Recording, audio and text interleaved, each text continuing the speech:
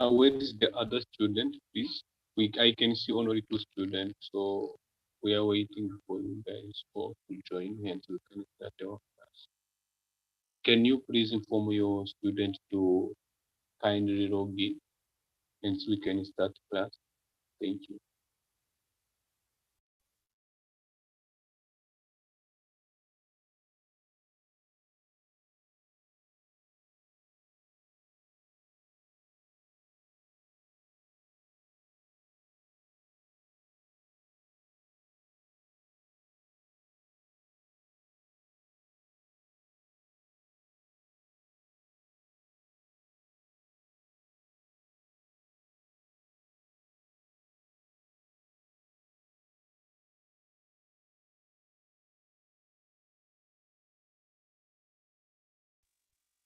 Am I audible?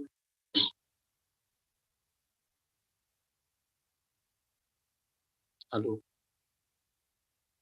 Kindly, can you try to inform the student to log in, like in the group, can you inform them? Then you can.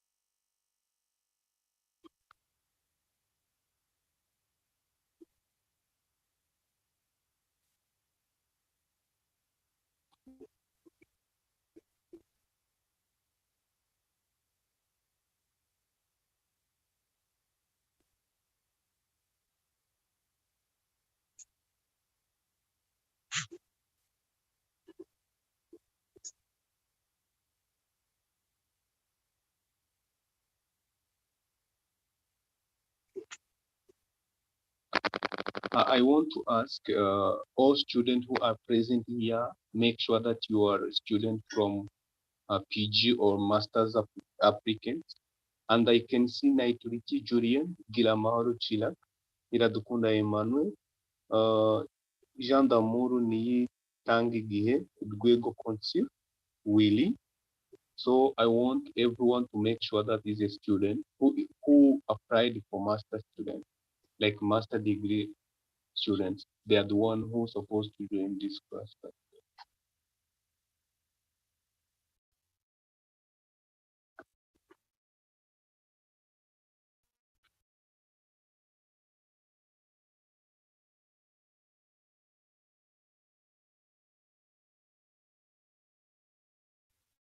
Test, test.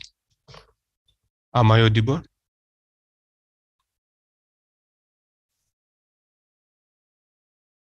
Am I audible?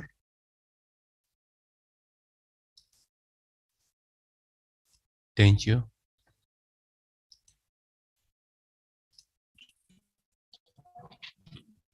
Yes, it's okay.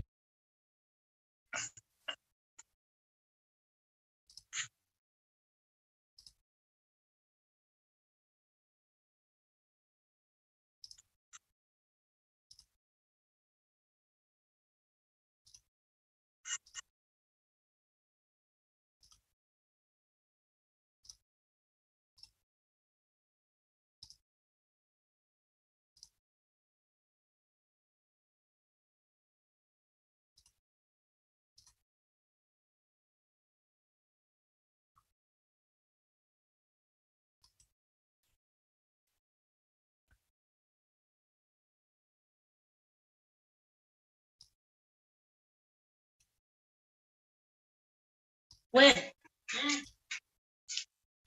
mazanye turyo kurya njyenyine birambirira aho gushakisha ndakuba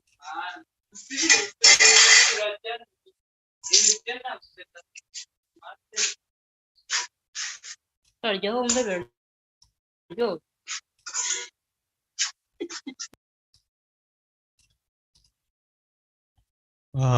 Those students who are speaking, please kindly mute yourself. We are going to start the class now.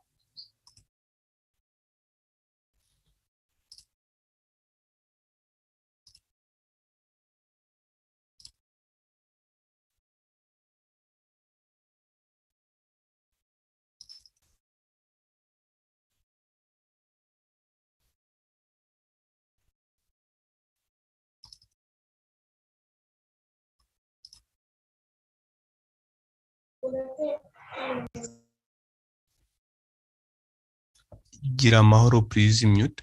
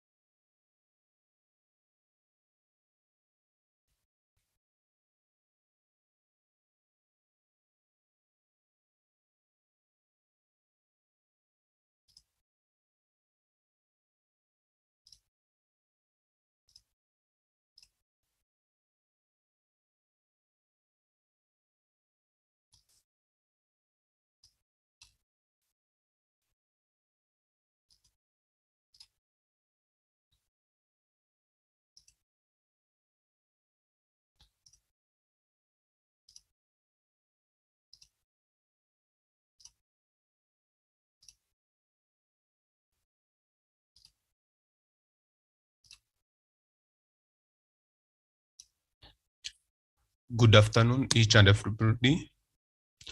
We are sorry for it. There was some technical errors. That's why we are going to start late. Welcome in Comera Business and Consulting Services Limited. My name is Mr. Shalom, a CEO for Comera Business and Consulting Services Limited. I welcome you all for this PRAGATI class for the master student. Actually, most of you doesn't know what is PRAGATI exam, how it will look like. So I'm here to clear each and doubt which is regarding to PRAGATI examination, and any doubt which is can be referred to the study in India. And I guess you all are comfortable with the English. And if you are not comfortable with the English, you are welcome to ask me in your local language. then we can try to sort out the issue. Basically, PRAGATI examination will be held in 3 sections, as we have been discussed earlier, but allow me to talk about it a little bit.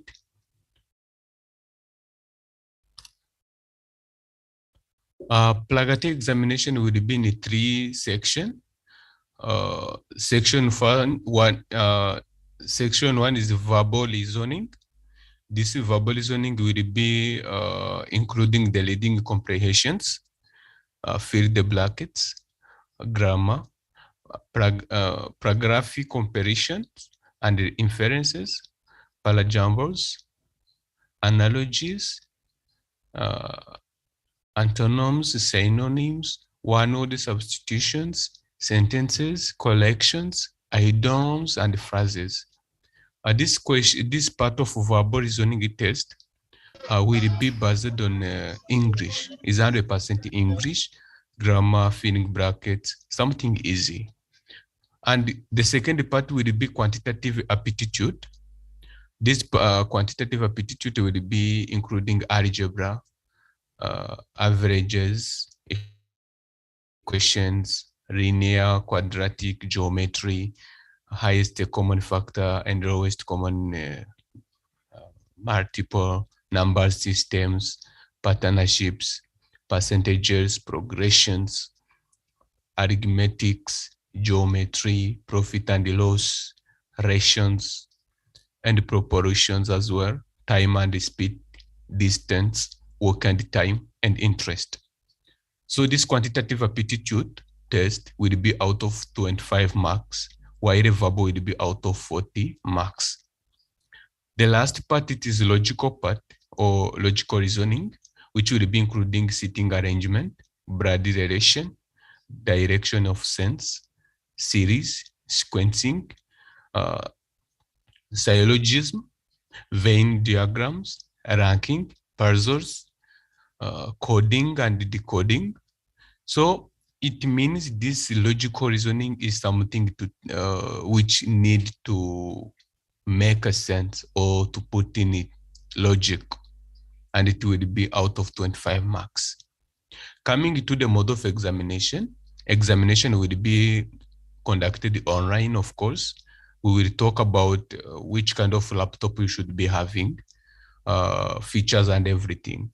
Duration of examination, it is 90 minutes.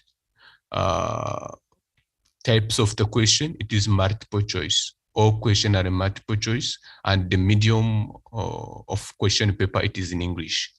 All question will be in English. So coming to the subject question and the marks, as I said, verbal question or those which is related to the English knowledge, it is out of 40 marks. Then quantitative part, it is out of 25 marks. Then the logical part is out of 25 marks. Then the total marks is 90 marks. Correct answer is 1 marks. Wrong answer, it is 0 marks. Unattempted question, it is 0. So you should attend all questions. Coming to the end of this is the summary of what you're supposed to know about this PRAGATI examination. Coming to the instruction of the paper, students who appear PRAGATI examination must take care for the following instruction. First, laptop and desktop hardware, software, and specification. You should be having a laptop with RAM 2 GB or above, microphone, which is breeded inside the laptop, or an external microphone, you can put it.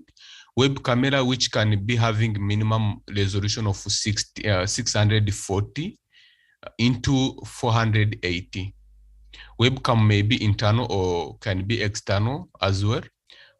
Recommended internet is 1 megabyte or more. Dedicated and continuous connectivity, wired or wireless network. Processor should be 2-core or above. Windows should be 10 Pro, Enterprise and Education editions, or Windows 8 out of 8.1, 32-byte and 64-byte or editions, or should be Windows 7, 32-byte and 64-byte or editions. Other software needed is a latest version of column and the net version 4.5 into 2 or above should be pre-installed. Then the examination browser, secure examination browser link shall be provided by Study in India to download this secure examination browser.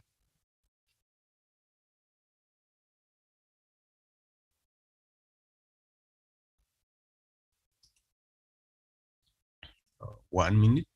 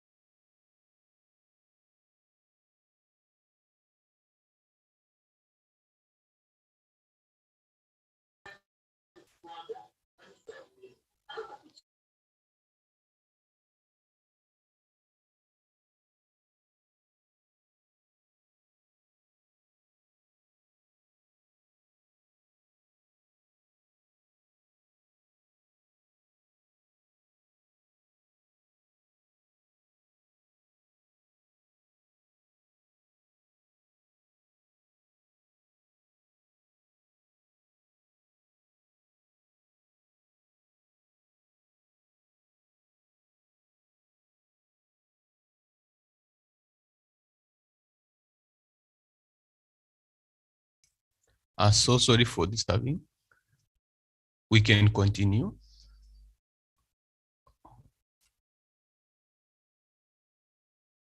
Okay, can you hear me now? Guys, can you hear me now?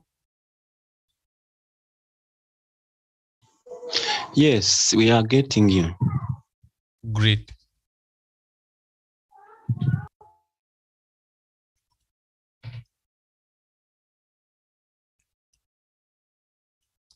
So rightly, we are going to share some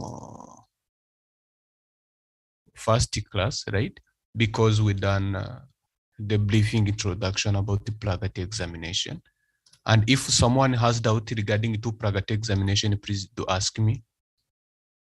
Anyone has doubt regarding PRAGATI examination, please do ask me. You can raise your hand, then I can pick you up, then you can ask me. Anyone? Maurice?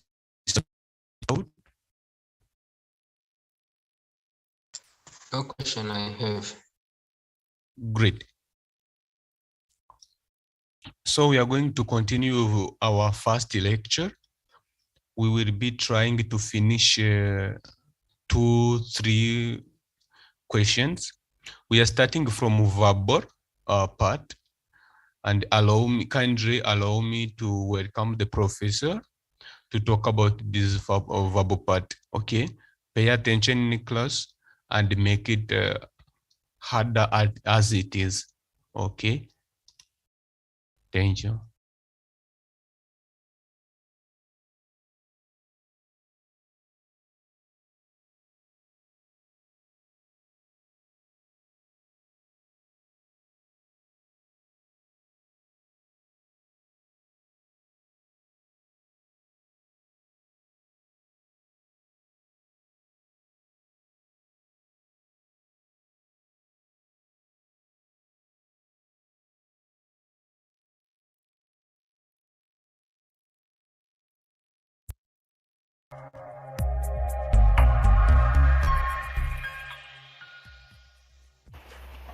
Hello everyone, thank you for joining me. Today we're going to discuss the English section of TCS Smart All India Mock 1. The aim is basically to give you a strategy of how to answer the section and also to discuss in detail the solutions to each of Guys, are you able to understand the teacher? Is teacher audible? The questions that have appeared on the test. Without further ado, let's get started. I am Dr. Nzayituriki. I'm a senior expert in verbal ability at Condiro Online. If you have any questions about any of these questions, you can always post them as comments below the video, and we'll be more than happy to get back to you with answers. All right, let's get into the presentation now. Okay, look, let's look at question 1. This is a grammar question, as you can see, and it's broken down into 4 parts, actually 5 parts. And it says, in this question, a sentence has been divided into several parts. One of these parts has an error. Choose the option that has the part of the sentence with the error. So the aim is to identify that part which has the error. It's very important that you read the instructions for all the questions on verbal ability, because unlike in math or other areas, there is a whole lot of question types we have on verbal ability. So please do not ever answer a question, even if it looks familiar, without reading the instructions. Let's get started. So it says, I need a paper to write down the details that I've managed to get. 4 options, so we have to focus only on the parts the sentence is broken down into. I need a paper to write down the details that I've managed to get. So if you see, I need, I subject to the sentence, need is the verb, we know need agrees with I, so it doesn't seem to have an error in that part. A paper, this is where we need to focus, because paper is a material noun. Just like your gold. So you cannot say I need a gold, right? There are several material nouns that do not basically have singular forms. So when you look at different material nouns, let's say copper, silver, etc. So you do not say I have a silver or I have a gold. With soap as well, but nowadays when you say a soap, it refers to a bar of soap. Some things are understood. When you say a coffee, it means a cup of coffee. That as well is understood. Like that, you cannot say a paper. You can say a sheet of paper, or you can say a piece of paper, so on. So a paper doesn't make sense, but you can say a newspaper. That's fine, because here the reference is to the set of the set of sheets that arrive as one newspaper. However, we do not have a paper because paper is a material noun. You have to use it with a unit of measurement. It can be a sheet of paper, a piece of paper, or a full set, basically, any of these things. So do not ever say a paper. You can say a sheet. I need a sheet to write the details on, right? Back to the presentation. So that part is definitely erroneous. So I need a paper is incorrect. Your answer should be option B. Sorry. Your answer should be option B. To write down the details that I've managed to get. Write down is a decent phrasal verb, the details that I've managed to get. Everything else looks okay, so your answer should be option B. Let's go forward. Let's look at the next question. Last night, the principal of the school took us to his chamber to show us the picture of the student who steals the school bell. So last night is an important indicator, if you see. This as well is a sentence, an error identification question type. So here as well, the sentence is being divided into several parts. You have to identify the part with the error. So the principal of the school took us to his chamber to show us the picture of the student who steals the school bell. See, the entire action was in the past tense. So when you have a sudden shift in tense, you have to be careful. The principal of the school took past tense, us to his chamber to show us the picture of the student who steals the school bell. So this also happened in the past. So when you have two actions in the past, the action that happened earlier should usually be reported in the past tense, the past perfect tense. So you say who had stolen the school bell, because this happened even before the principal's action of taking you there, right? So when you have a verb that is in a different tense from the rest of the sentence, it basically calls for more attention. You have to make sure you haven't missed the sequence of tenses, all right? So your answer should be option D here. I believe that's clear. However, there are such special cases in which you do not, there is a definite shift in verbs. It happens especially when you have things like universal truth. So you say, my teacher said that the earth revolves around the sun. It is a universal truth. You do not say the earth revolved around the sun, because even now it's revolving. So when your teacher made a statement, even when you are making the statement to someone else, it's still a continuous action. Therefore, it should be reported in the simple present because it's a universal truth. There are exceptions, but barring exceptions, usually when you have a sudden change in the tense, the sentence, the meaning of the sentence tells you that it's in the past tense. However, you have one or more verbs in the present tense, or any other tense for that matter. You have to be careful about possible errors. Let's look at the next question here. Despite of sustained and renewed efforts by the country since its independence from colonial rule, poverty is still rampant in India. So despite of is an erroneous usage. You can say in spite of, where in spite and of are three separate words, or you can simply use despite. Despite sustained and renewed efforts by the country since its independence from colonial rule, poverty is still rampant in India. Despite of is erroneous usage. You either say despite or in spite of. So there's no despite of, right? Clearly it is option one. So there are certain connectors like these which tend to have multiple words in them, and you have to be careful about how to use them. These are called multi-word prepositions. So when you look at things like as much as, or notwithstanding, which is one word, or in as much as, so on, or by dint of, due to, etc., you have to be careful of their structure. So there's no despite of, right? It should be despite directly. Therefore, there is an error. So some errors pretty easy. So if you ask me, this question is an easy question type if you've used despite before. But the only source of confusion here is your ability to distinguish between in spite of and despite.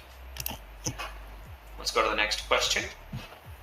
Are bananas in the shop sold by kilo or by the dozen?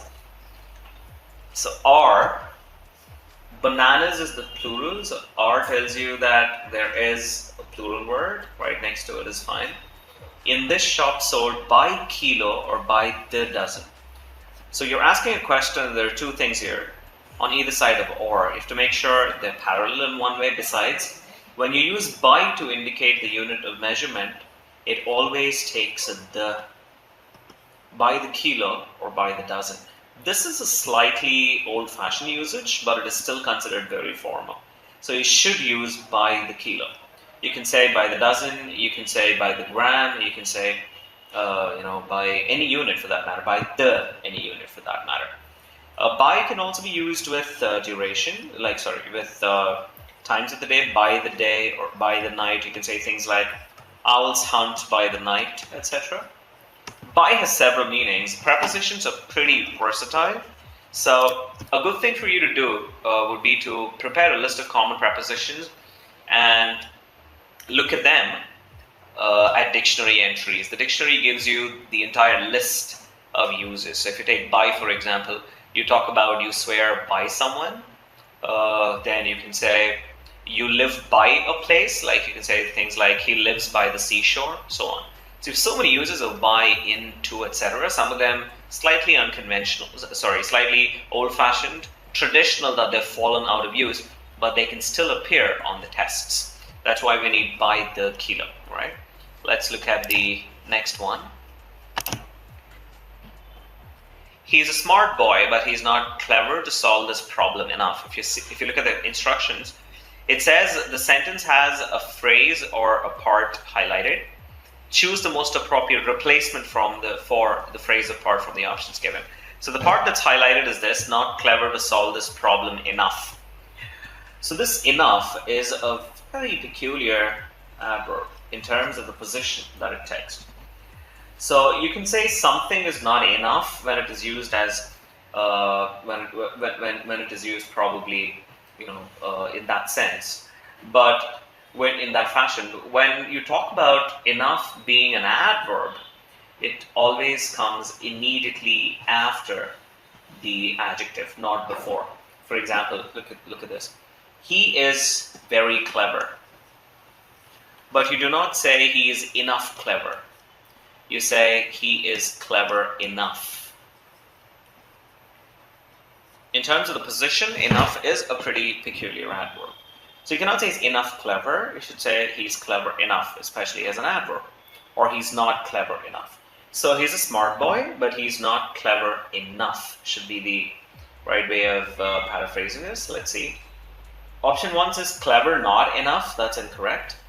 Not clever enough seems to be fine. Not clever enough, this problem to solve is wrong. To solve this problem is okay. Not enough clever. Enough comes before the adjective, clever. So this is one particular adverb which comes after clever. This is well made. Should be option 2.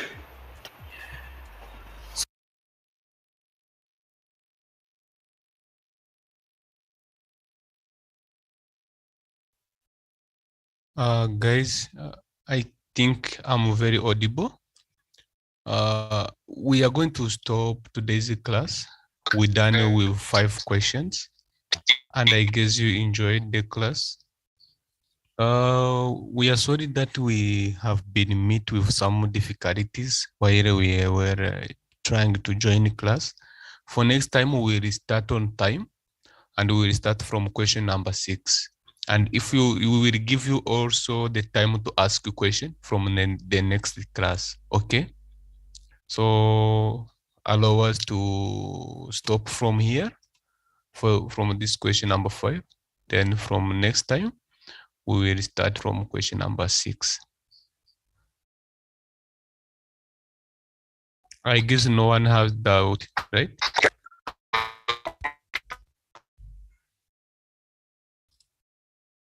Okay. So see you next day.